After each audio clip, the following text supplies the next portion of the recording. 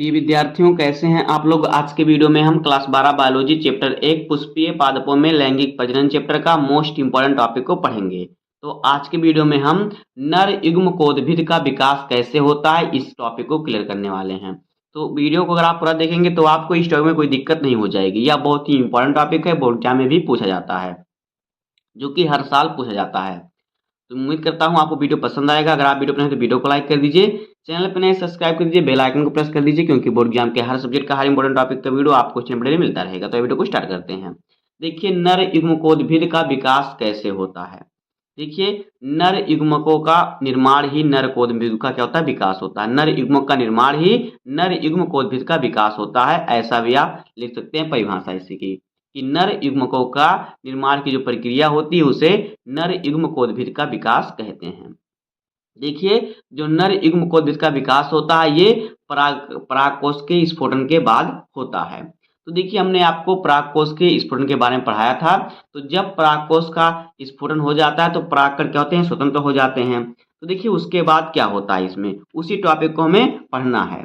जब परागकण स्वतंत्र होते हैं तो उसके बाद हमें जो है पढ़ना है।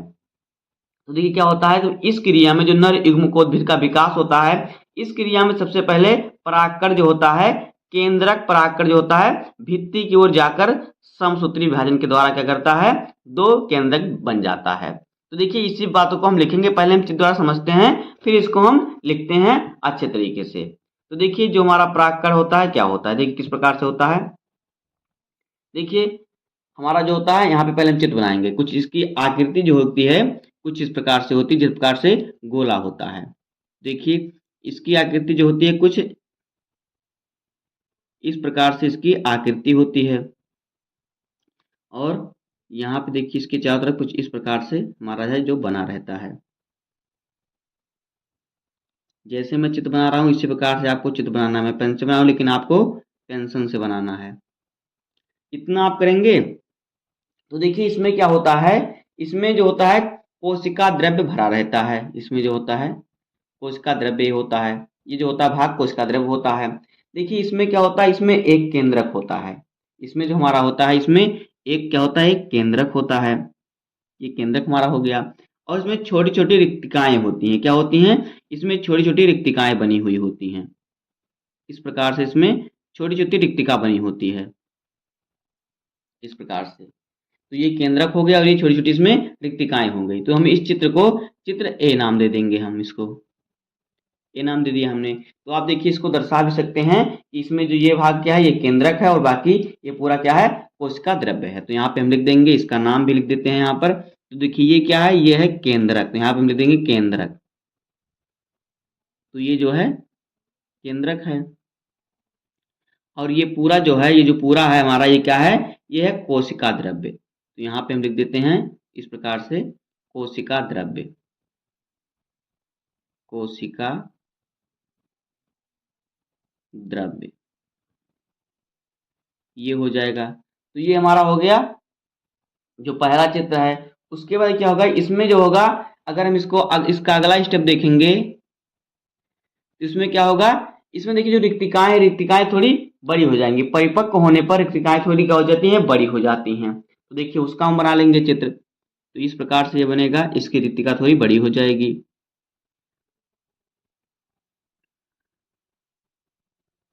इसी प्रकार से आपको इसका चित्र बनाना है। तो ये इस प्रकार से कुछ हो जाएगा, ये इस प्रकार से इसका आकार हो जाएगा, और यहाँ पे इसका हो जाएगा केंद्रक। ये इसका केंद्रक हो गया, और ये कोशिका द्रव्य हो गया। इसमें देखिए, इसमें एक रिक्तिका की एक रिक्तिका बड़ी रिक्तिका इसमें हो जाएगी। तो ये इसमें एक बड़ी रिक्तिका का क्या होता है, निर्माण हो जाता है। रिक्तिकाएं मिलकर एक बड़ी रिक्तिका का निर्माण करती हैं। तो ये हमारा क्या है, रिक्तिका, इसमें एक क्या है, केंद्रक है। और जो ये केंद्रक है, ये क्या है, अगुणित केंद्रक होता है। क्या होता है, अगुणित केंद्रक। तो ये हमारा क्या है, ये हमारा रिक्तिका। तो इसका हम नाम लिख देते हैं रिक्तिका। ये क्या है, रिक्तिका है। तो यहाँ पे इसका नाम लिख देंगे रिक्तिका। देखिए, ये रिक्तिकाएं मिलकर एक बड़ी रिक्तिका का निर्माण कर दी हैं। तो ये हमारा क्या है, एक रिक्तिका है। अब देखिए, अब क्या होगा, इसमें अगला स्टेप हमारा क्या होगा, इसमें देखिए, इसमें हमारा अगला स्टेप जो होगा वो समसूत्री विभाजन इसमें होगा। अब इसमें क्या हो, इसमें समसूत्री विभाजन हो गया, तो यहाँ पे हम लिखेंगे समसूत्री विभाजन, समसूत्री विभाजन। तो इसका क्या हुआ, इसका हो गया समसूत्री विभाजन। तो देखिए, जब समसूत्री विभाजन होता है तो पहले केंद्रक का विभाजन होता है, उसके बाद कोशिका द्रव्य का विभाजन होता है। तो पहले हम केंद्रक का विभाजन करते हैं, फिर उसके बाद हम कोशिका द्रव्य का विभाजन करते हैं। तो देखिए, ये सभी जो घटनाएं हमारी हो रही है परागण के पहले की घटना है। तो यहाँ पे देखिए, यहाँ पे हम बनाएंगे, जहाँ पे हमारा बनेगा क्या, दो केंद्रक का विभाजन होगा। तो इस प्रकार से हम इसमें बनाएंगे इसकी आकृति, इस प्रकार से इसकी आकृति हो जाएगी।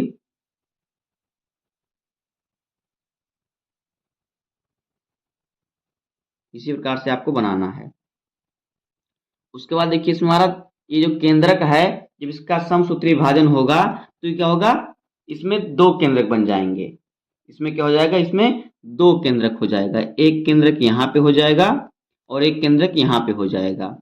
ये केंद्र के कहाँ पे होंगी, देखिए हमने अभी आपको बताया था कि केंद्र के कहाँ होंगी। ये जो केंद्र के होती हैं कहाँ पे होती हैं, देखिए ये क्या होता है, परागकण का जो केंद्रक होता है परागकण भित्ति की ओर जाकर क्या करता है, समसूत्री विभाजन के द्वारा विभाजित हो जाता है। तो यहाँ पे देखिए, ये समसूत्री विभाजन हुआ, इसके द्वारा परागकण के जो भित्ति है उसके किनारे जाकर क्या ये विभाजित तो हो गई, यानी दो केंद्रक यहाँ पे बन गया। और ये कैसा केंद्रक है, देखिए अब इसमें देखिए दो केंद्रक, एक बड़ा बनता है एक छोटा बनता है। तो जो छोटा केंद्रक ये वाला केंद्रक होता है ये जनन केंद्रक होता है, और ये क्या होता है, वर्धी केंद्रक होता है। तो देखिए, जो बड़ा केंद्रक होता है उसे क्या कहते हैं, उसे करते हैं वर्धी केंद्रक, और जो छोटा केंद्रक होता है उसे जनन केंद्रक कहते हैं। तो यार देखिए, ये हमारा जो थोड़ा बड़ा केंद्रक है, जो ये वाला हमारा है ऊपर वाला, ये थोड़ा बड़ा केंद्रक है, ये जो है थोड़ा बड़ा केंद्रक है। तो ये हमारा क्या हो गया, ये हमारा है वर्धी केंद्रक, या फिर वर्धी केंद्रक कह सकते हैं, या फिर इसे कायिक केंद्रक भी कह सकते हैं। तो ये हमारा क्या है, ये हमारा आ जाएगा वर्धी केंद्रक, यहाँ पे हम लिखेंगे वर्धी केंद्रक, वर्धी केंद्रक। तो ये वर्धी केंद्रक हो गया। और जो छोटा वाला केंद्रक होता है ये क्या होता है, ये जनन केंद्रक होता है। क्या होता है, जनन केंद्रक, जनन केंद्रक। इस प्रकार से ये हो जाएगा। अब देखिए क्या होगा, इसमें देखिए क्या हो, इसमें केंद्रक का विभाजन हुआ। जो केंद्रक है क्या हुआ, परागकण के भित्ति के पास जाकर ये विभाजित हो गई। तो यहाँ पे हम लिख देंगे केंद्रक विभाजन, यहाँ पे लिख देंगे केंद्रक का विभाजन हुआ, जिससे आप आसानी से समझ सकेंगे। तो यहाँ पे लिख देंगे केंद्रक विभाजन, केंद्रक विभाजन, यानी कि केंद्रक का विभाजन यहाँ पे हुआ है। इस प्रकार से ये हमारा हो जाएगा। अब देखिए, अब इसका हम क्या करेंगे, अगर इसको हम थोड़ा आगे देखेंगे, यानी अगला स्टेप जो इसका होगा, ये हमारा देखिए, ये हमारा जो है पहला समसूत्री विभाजन इसमें हुआ है, इसमें जो है पहला समसूत्री विभाजन हुआ है। तो देखिए, अब ये थोड़ा और परिपक्व होगा। देखिए इसमें आगे की संरचना कैसे होगी, तो इसमें कोशिका द्रव्य का भी विभाजन हो जाएगा। इसमें क्या, इसमें पहले केंद्रक का विभाजन हुआ, अब थोड़ा और आगे करेंगे तो इसमें कोशिका द्रव्य का विभाजन हो जाएगा। तो यहाँ पे अगर हम इसका अगला स्टेप देखेंगे, तो इसका अगला स्टेप हम यहाँ पे बना लेते हैं। तो देखिए, इसको हम दे देते हैं नाम बी और इसको दे देते हैं नाम सी। तो यहाँ पे देखिए, हम अब क्या करेंगे, जो है कोशिका द्रव्य का विभाजन करेंगे। तो इसकी संरचना देखिए किस प्रकार से बनेगी, इसकी संरचना कुछ इस प्रकार से बनेगी।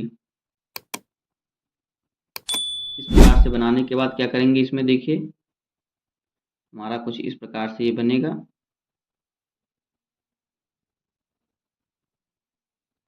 अब देखिए इसमें क्या होगा, इसमें कोशिका द्रव्य का विभाजन होगा। तो ये बीच वाला जो है हमारा, इसमें क्या है, ये कोशिका द्रव्य है, ये पूरा क्या है, कोशिका द्रव्य है। तो इसका विभाजन होगा, इस प्रकार से इसका विभाजन हो जाएगा।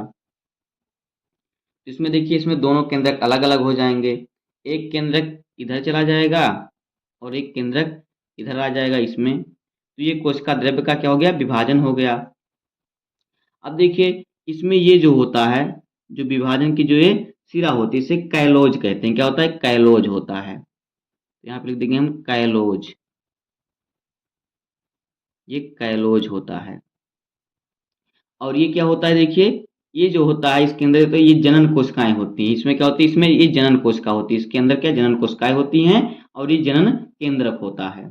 ये क्या होता है, जनन केंद्रक। और ये क्या होता है, ये जो हमारा है क्या होता है, वर्धी केंद्रक होता है। ये जो हमारा है क्या होता है, जनन केंद्रक होता है। तो यहाँ पे हम लिख देंगे, देखिए यही जो हमारा नीचे वाला ही, यही हमारा जनन केंद्रक है, जनन केंद्रक। और जो बड़ा वाला है ये वाला, ये हमारा थोड़ा बड़ा आकार का है, तो ये क्या है, ये वर्धी केंद्रक है, जो हमने ऊपर अभी यहाँ पे लिखा है। इसको लिख देंगे यहाँ पे वर्धी केंद्रक, वर्धी केंद्रक। इतना हो गया, इतना आपके समझ में आ गया। अब देखिए ये हमारा कैलोज होता है, इसको हम दे देंगे नाम डी। अब देखिए ये थोड़ा और परिपक्व होगा। देखिए इतनी घटनाएं जो होती हैं क्या होती हैं, ये होती हैं परागण के पहले की घटना, यानी परागण पूर्व घटना, यानी परागण के पहले की घटना। अब देखिए यहाँ से बनेगा हमारा परागण पश्च घटना, यानी परागण के बाद की घटना क्या होती है। देखिए अब यहाँ पे क्या करेंगे हम, परागण के बाद की घटना क्या होती है, तो यहाँ पे हम लिख देंगे परागण पश्च घटनाएं। तो यहाँ पे हम लिखेंगे, देखिए इसके बाद इसमें क्या परागण होता है, तो यहाँ पे इसको हम क्या करेंगे, इस प्रकार से लिख देंगे। अब यहाँ पे लिखिएगा होगा परागण। तो जब परागण होता है, परागण कैसे होता है, देखिए जो परागकणों का होता है पुष्प के वर्तिकाग्र पर पहुंचने की प्रक्रिया को ही क्या कहते हैं, परागण कहते हैं। तो यहाँ पे परागण की प्रक्रिया होगी, तो परागण की प्रक्रिया हम आपको परागण पढ़ाएंगे, तो यहाँ पे परागण हो जाएगा। यानी कि देखिए ये सब परागण के पहले की घटना होगी, अब यहाँ पे हम परागण के बाद की घटना को बनाएंगे। तो यहाँ पे देखिए क्या होगा, अब इसकी रचना कुछ इस प्रकार से होगी। अब देखिए इसकी रचना कुछ इस प्रकार से बन जाएगी। अब देखिए ये हमारा क्या, इसे हम चित्र ई नाम दे देंगे। देखिए यहाँ पे जो हमारा वर्धी केंद्रक है, इसका जो आकार कुछ इस प्रकार से बन जाएगा। इसमें जो है हमारा, इसमें देखिए जो है वर्धी केंद्रक के जो हमारा इधर आर पास है, देखिए क्या है, ये क्या है, ये हैं कोशिकाएं। इसमें क्या है, कोशिकाएं हैं। तो ये देखिए किस प्रकार से बनेगा, वर्धी केंद्रक का आकार कुछ इस प्रकार से हो जाएगा। ये अपना आकार जो है चेंज करने लगेगी, इस प्रकार से ये अपना आकार जो है चेंज करने लगेगी। और यहाँ पे जो हमारा है जनन केंद्रक इसी प्रकार से रहेगा, और वर्धी केंद्रक क्या है, अपना आकार थोड़ा चेंज करने लगेगी। जब ये अपना आकार चेंज करेंगे तो देखिए आगे क्या होगा। अब थोड़ा और आगे का स्टेप देखेंगे, जो ये और थोड़ा पोषण प्राप्त करेंगी तो इनका आकार देखिए कैसे हो जाएगा। तब इनका आकार देखिए कैसे बनेगा। अब यहाँ पे ये अपनी जो है अपना आकार चेंज कर चुकी होंगी पूरा, तो इसका आकार कुछ इस प्रकार से हो जाएगा।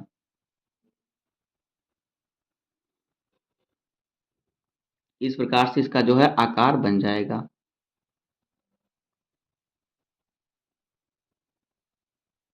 इस प्रकार से इसका आकार बन जाएगा। तो देखिए यहाँ पे जो हमारा है ये जनन केंद्रक यहाँ पे आ जाएगा, और फिर इसमें जो हमारा है, जो ये केंद्रक हमारा वर्धी केंद्र क्या क्या हो जाएगा, या तुरका आकार में हो जाएगा। तो तुरका आकार देखिए कैसे होता है, देखिए तुरका आकार यानी कि कुछ इस प्रकार से आकार किए क्या हो जाएंगे, अपना आकार कर लेंगे, इस प्रकार के आकार के अपना आकार कर लेंगे। क्योंकि इसे बाहर निकलना होता है स्फुरन के द्वारा, ये भी अंकुरित हो जाएंगी, तो इसलिए अपना आकार ये बदलने लगती हैं।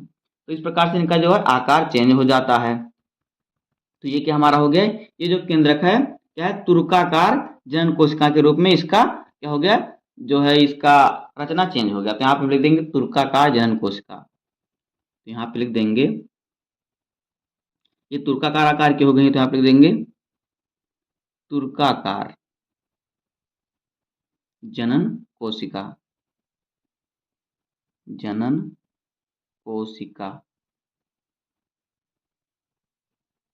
तो ये तुरका का जनन कोशिका हो गई।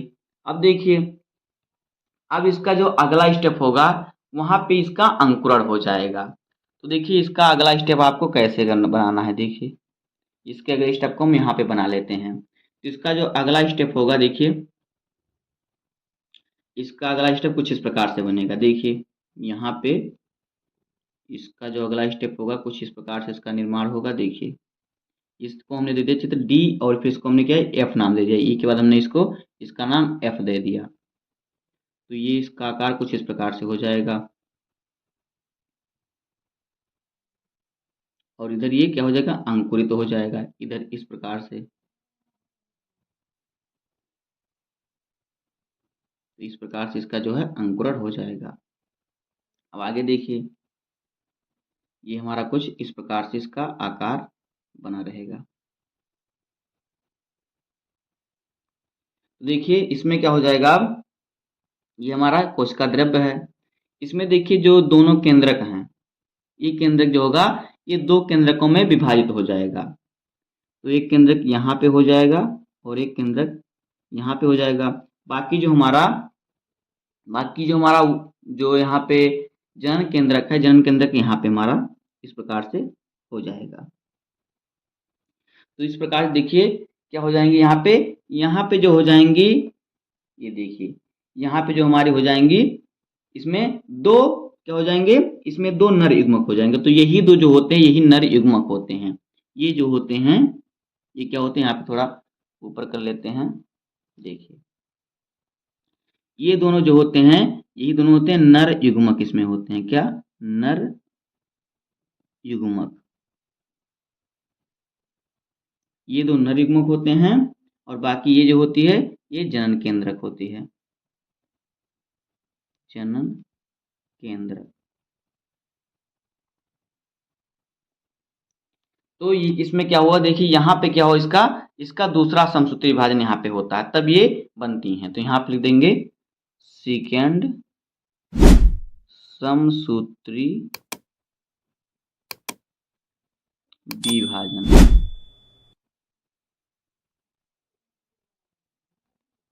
इस प्रकार से ये हो जाएगा नर युग्मकोद्भिद के विकास का चित्र। अब आइए इसमें हमें जो लिखना हम थोड़ा लिख लेंगे बस आपका टॉपिक क्लियर हो जाएगा। इसी प्रकार से आप कॉपी में बना लीजिए इसी प्रकार से आप बोर्ड एग्जाम में लिखेंगे आपको पूरा नंबर मिलेगा। तो देखिए हमें लिखना क्या होता है। तो देखिए इसमें आपको क्या लिखना है ज़्यादा कुछ नहीं लिखना है। चित्र में ही आपने समझ लिया और चित्र आप बना देंगे तो आपका पूरा हो जाएगा। लेकिन थोड़ा बहुत आपको मैं जो इम्पोर्टेंट बातें हैं उसको मैं आपको लिखने के लिए बता दे रहा हूँ। तो देखिए आपको लिख देना इसमें कि इस क्रिया में आपको लिखना है इसमें यहाँ से लिखना स्टार्ट कर देते हैं। इस क्रिया में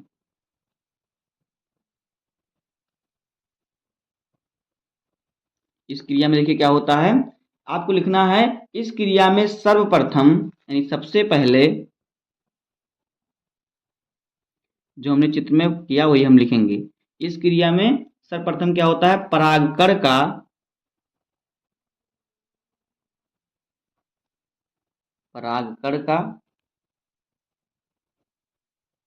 क्या होता है परागकण का केंद्रक परागकण भित्ति। परागकण का जो केंद्रक होता है ये परागकण भित्ति की ओर केंद्रक परागकण भित्ति की ओर जैसे हमने चित्र में बनाया आपको बना के दिखाया परागकण भित्ति की ओर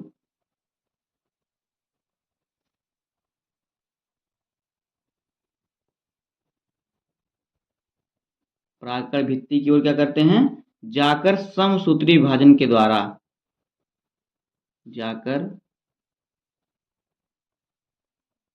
समसूत्री विभाजन के द्वारा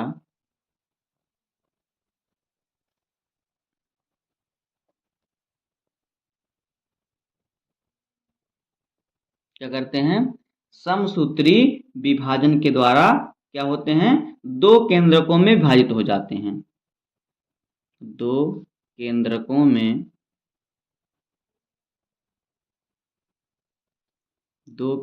में विभाजित यानी अलग अलग हो जाते हैं विभाजित हो जाते हैं।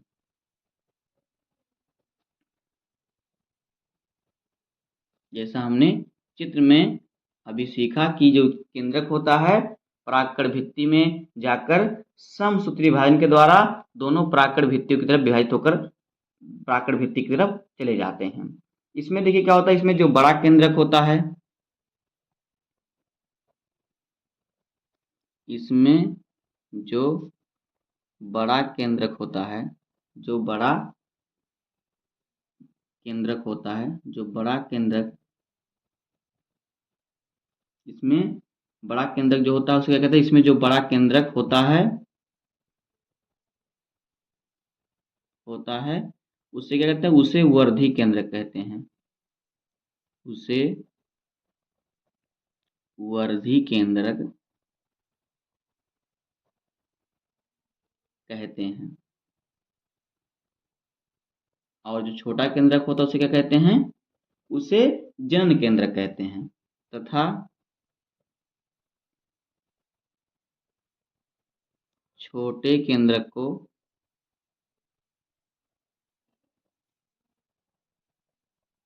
क्या कहते हैं, जनन केंद्रक कहते हैं, जनन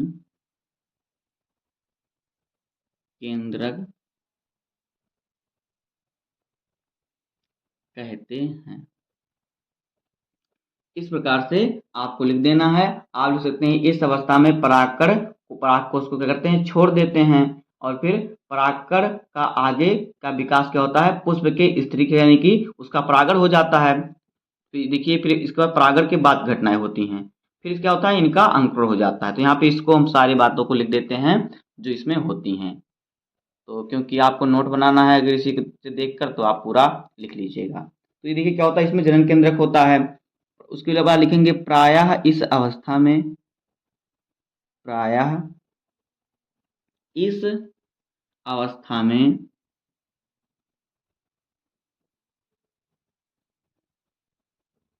प्रायः इस अवस्था में क्या होता है, जो परागकण होते हैं परागकोश को छोड़ देते हैं,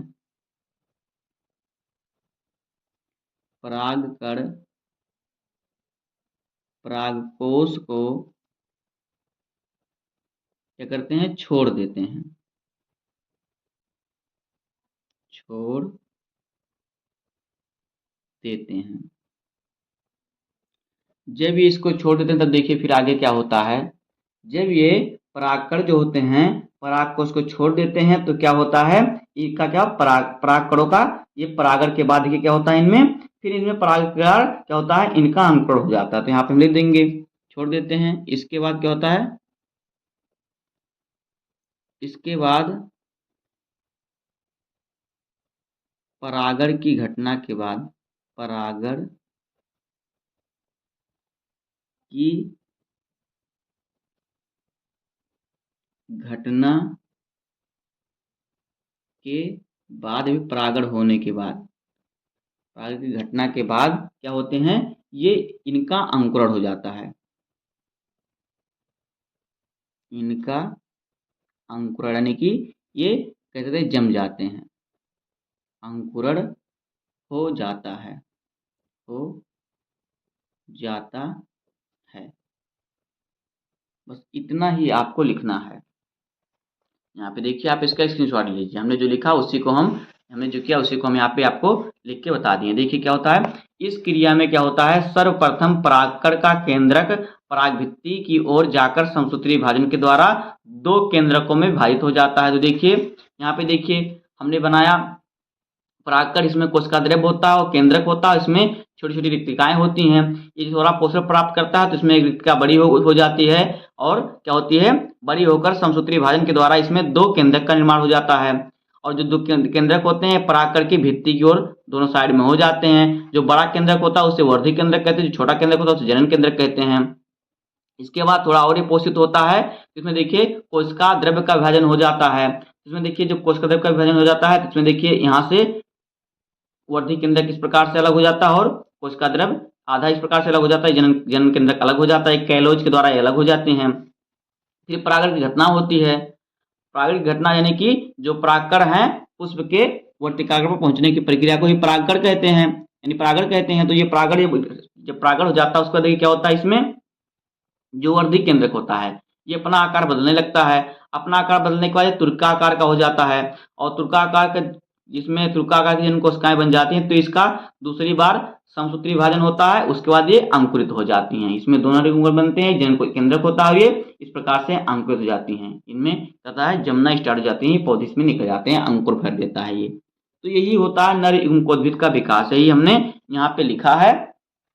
देखिए हमने जो किया वही लिखा कि इस क्रिया में सर्वप्रथम परागकण का केंद्रक परागकण भित्ति की ओर जाकर समसूत्री विभाजन के द्वारा दो केंद्रकों में विभाजित हो जाता है। इसमें जो बड़ा केंद्रक होता है उसे वर्धी केंद्रक तथा जो छोटा केंद्रक होता है उसे जनन केंद्रक कहते हैं। आगे हमने लिखा प्रायः इस अवस्था में परागकण परागकोश को छोड़ देते हैं। इसके बाद इनका परागण हो जाता है। परागण होने के बाद क्या होता है, इनका अंकुरण हो जाता है। बस इतना ही आप लिख देंगे, बोर्ड एग्जाम में आपको पूरे नंबर मिलेंगे, कोई भी आपका एक नंबर नहीं काट सकता। तो बस दोस्तों आज की वीडियो में इतना ही। उम्मीद करता हूं आपको वीडियो पसंद आया होगा। अगर आपको वीडियो पसंद आए तो वीडियो को लाइक कर दीजिए, चैनल पर नए सब्सक्राइब कर दीजिए, बेल आइकन को प्रेस कर दीजिए, क्योंकि बोर्ड एग्जाम के हर सब्जेक्ट का हर इंपॉर्टेंट टॉपिक का वीडियो आपको इसी अपडेट मिलता रहेगा। तो मिलते हैं किसी नेक्स्ट वीडियो में, तब तक के लिए धन्यवाद। जय हिंद।